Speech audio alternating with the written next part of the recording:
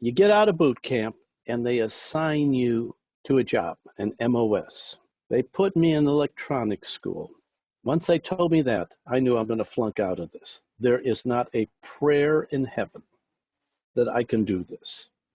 So I go to electronics school, and they're teaching us to use a slide rule to show you how long. A slide rule. I had no idea. It was failure from day one.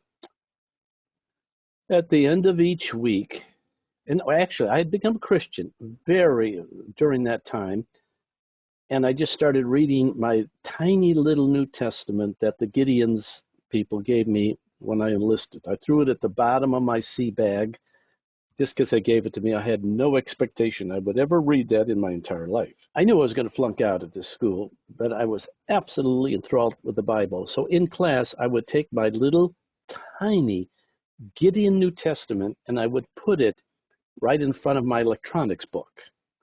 And I'd just read the Bible during the electronics class because I knew, you might as well teach me Chinese. At the end of each week, they give you a test. If you fail the test, you got to go to the first sergeant's office and tell him why you failed his test. So I remember that day, there's 3 or 4 of us standing right outside the office, and I could hear the first sergeant chewing everybody out. So I said, well, man, I'm in line for the guillotine.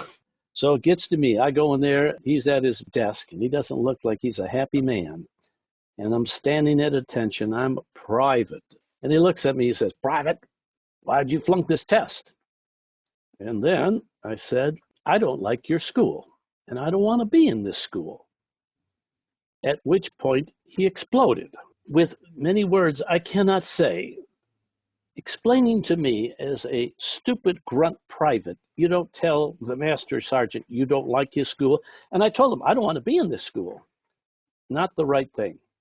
So he looks at me, he says, listen, I'm going to send you to Vietnam and get you killed, or I'm going to put you on mess duty for 3 years, one of the two. I thought, mess duty for 3 years, peeling potatoes just because I'm bad at math, or I'm going to go die for my country because I'm bad at math. So I said, okay, yes, sir, yes, sir. Well, needless to say, I flunk out. Okay, then they got to assign you to another job. Now, to get into electronics school, I guess you got to be somewhat smart, of which I was not with math. So they reassigned me because I guess I had high scores. I don't know. I was not a good student. Sea duty. This is a prestigious thing. You're going to be on a ship and you're going to be in dress blues. So you go through this class, and I could do this class. It's not math. There was about 50 of us in this class. The last day of class, they're going to assign everybody to a ship. We're all standing. I wanted to go somewhere far, far, far, far, far away to the other side of the world. So I said, we need 3 people to go to the North Atlantic on an aircraft carrier. Raise your hand if you want to go. Boom, I put my hand up. I was not picked. We need 7 people for the Mediterranean. If you want to go there, raise your hand. Boom, I put my hand up. I'm not picked. We need some people to go to the Pacific off the coast of Japan. Boom, and we keep going this. I never get picked. There's 2 of us left out of 50. I said, this got to mean something. Everything I volunteered for, I didn't get. And then the guy says, you 2 guys have been assigned to admiral's duty. Admiral's duty? Yeah, you're going to be a bodyguard to the admiral and his personal assistant. I said, well, that sounds good. Where's the ship? He said, it's in San Diego Harbor, just across the way. I about puked and fell over out of my chair. I wanted to go anywhere but San Diego. So this was CLG-6, a light-guided missile cruiser. Okay, now, I became a Christian at this Navigator Servicemen's Conference, and in God's providence, that's exactly where I needed to be because I could continue being discipled by the Navigator. I was not a happy Marine. That's where our ship is. In April 1972, the North Vietnamese Army invaded South Vietnam for the last time. This is going to the last push before the end of the war. And the President of the United States ordered every ship on the west coast of the United States that had a gun to go to Vietnam in 48 hours. So this is crash program. We're loading on food. We're loading on pallets of 6-inch shells, 5-inch shells. We're loading missiles on. We carried nuclear-tipped missiles. We do a full power run to Vietnam. Okay, so we arrived. There's more stories there, but to answer the question, one day we're off the coast of Vietnam. There's a 3-mile limit that belongs to Vietnam. So I don't know, maybe 5 miles out, I can clearly see the shore. The South China Sea is perfectly calm. It's a blazing sun. We're out of gun range. And I remember that day I'm in the front of the ship. Now, this is bigger than a destroyer. This is a light-guided missile cruiser. I'm on the right side of the ship towards the front. There's nobody else around.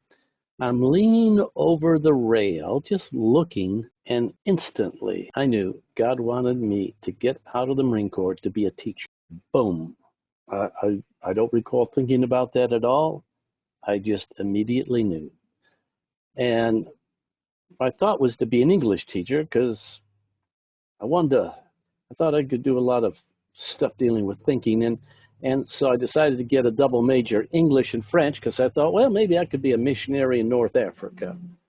But it was just that moment.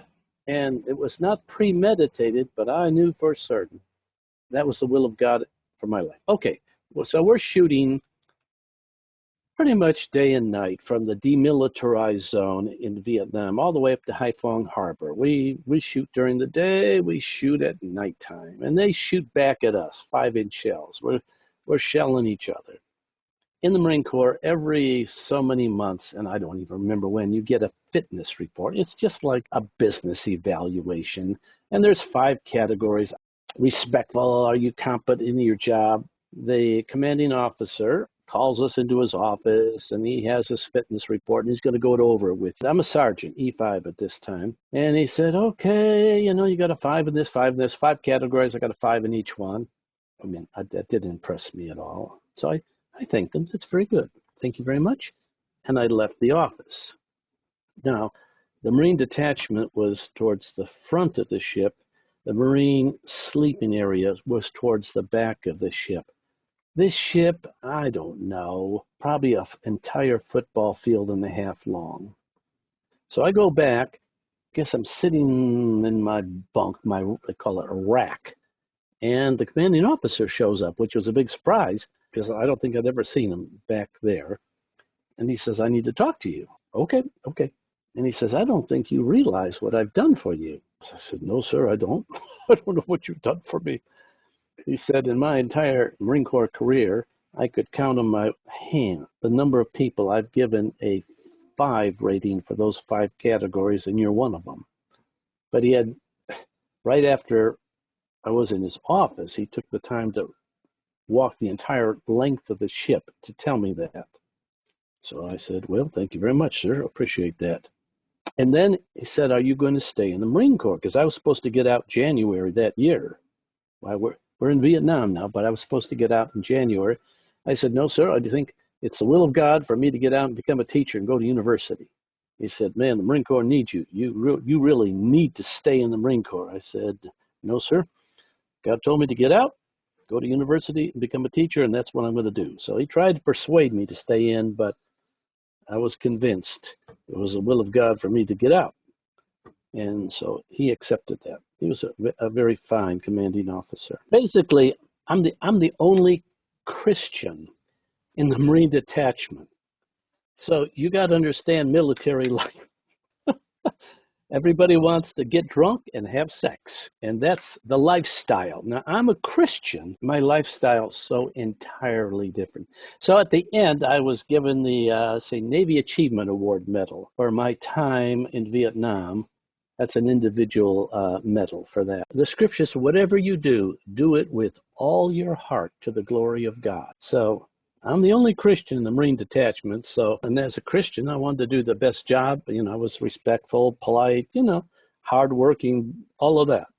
So, but that verse, whatever you do, work at it with all your heart, to the glory of God. That's my witness. Everybody in the detachment knew I was a Christian. And I had my big Bible, and I'm reading that all the time.